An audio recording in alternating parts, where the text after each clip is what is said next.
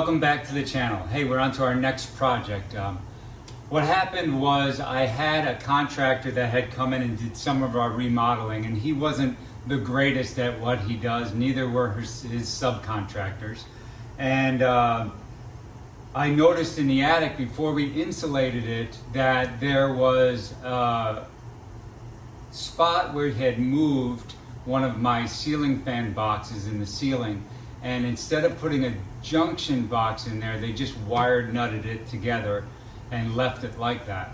Now we're gonna have to go up in the attic, and before I got the insulation put in, I made sure that the wire nuts were electrical taped together, but I knew that I would need to install a junction box. It's gonna be a little tough for me to film it up there, but maybe we can get a couple of still shots for you and put it together. But down here we're gonna prepare our junction box. It's just a normal junction box, and I'm gonna screw it into the stud that's up there, and I'm gonna come in from one end coming in and the other end going back out, so that the junction will be inside the protected box. So before I go up there, I want everything to be perfectly situated so that when I get up there in the heat of the attic, I won't have to do as much work. So we're gonna get started on that right away.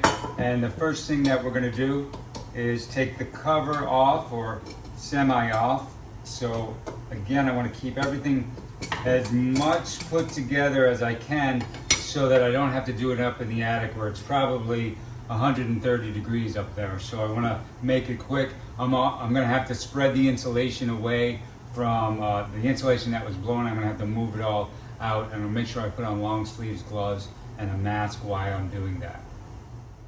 Okay, so the first thing we're gonna do is we're gonna punch out one of the holes in the side and one underneath. So I'm just gonna use a block so I don't damage my workbench. And you're just basically gonna take an old screwdriver. Don't use a new one because it may wreck it, you know. Use a screwdriver for what a screwdriver is used for. But if it's an old one, go ahead, use it for whatever you need to use it for. And as easy as that, it's just bend it back and forth a couple of times. Probably a plier would probably work better on there. But if you do it enough back and forth, it will come out. I remember my grandfather doing some electrical stuff in my father's house, and he used to give these little tabs to us kids like they were coins, and we used to just love stuff like this from my grandpa. We all wanted to be a working man like him, and he knew how to do basically everything. And I know that he's inspired, you know, my brothers and I to be able to work with our hands as much as possible, and to kind of do it ourselves as much as possible, because that's what he used to do. And I'm just bending this one back and forth, hoping you can see that, and it'll come off. Now, what we had to do is we have to put these on, and I forget what they're called, but they hold the Romex in place so that so it doesn't slide in and out of the box. And what we'll do is we'll put our wire nut connections inside the box and then put the cover back on. Once we get up in the attic, we'll take care of that. So basically it slides in here, and you want it, of course, the screws facing out so you can tighten them later after you put the Romex in there. And then this nut goes right on here. Very easy. You're just gonna do that, and then again, you're gonna take your screwdriver and you're just gonna make sure that you get it tight. And make sure it's straight. See, I can get from the side of the box when I put the Romex in there with the screwdriver. Very simple. And I'll just make sure it's tight by giving her a couple little taps. And it did turn it, so I'm gonna have to loosen it back up a little bit. There we go. And that'll work fine. It doesn't really have to be straight, but that is nice and tight. That's never gonna come off there.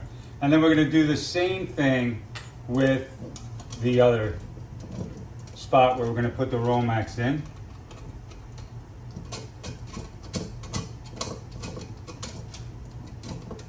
As you can see, even here in the shop, it's very hot today. I'm sweating. I can just imagine what that attic is gonna be like, but that's all right. We're gonna set up everything down here so that we don't have to do too much work in the attic. And gonna grab a pair of pliers and just kind of twist that back.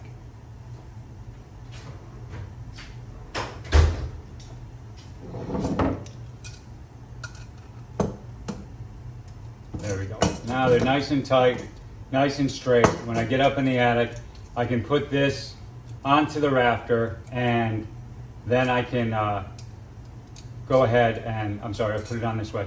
Put it onto the rafter, put the screws through, of course, this way, and then I can come in, make the connection in the box, and then come back out down to the ceiling fan, and that should do it for us. I'm gonna get the tools together. I'm gonna go up in the attic. I'm gonna kind of show you what's going on once I get set up in there, and we will go from there. Okay, so you can see what I've done here. I put everything into this tool bag because I certainly don't want to drop anything in the attic in that insulation because it's doubtful that I'll ever find it again. So we're gonna take this tool bag and we're gonna bring that up in the attic with us, hopefully to make our visit up there short and sweet. So I'll try and get some filming while I'm up there to show you what's going on and show you what the problem was. It'll be a little muffled. I like to wear a mask up there. I know that the insulation and the attic dust and stuff makes me cough, and I don't want to be coughing all night with that tickle in my throat. So we're gonna zip up the tool bag. I don't need anything else. Gotta double check, make sure I got a regular screwdriver. I do. I got the screws in here so they're easy to find. I've got the lid, I've got the box, and I've got my drill driver, so my impact drill, so I can screw the box onto the rafter when we get up there and we make the connections. So we're just gonna close this up and get suited up with long sleeves and head for the attic.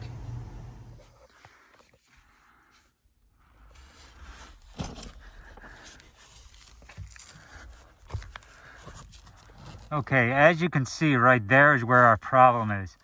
That's no good. That has to be in a junction box. So I'm going to take off those wire nuts and I'm going to test, of course, use the wire tester, make sure the power is off. I'm going to put those wires into the junction box, seal it all up, and we should be good. Okay, as you can see there, I've got everything in the junction box. Wire nutted off, junction box is screwed to the rafter.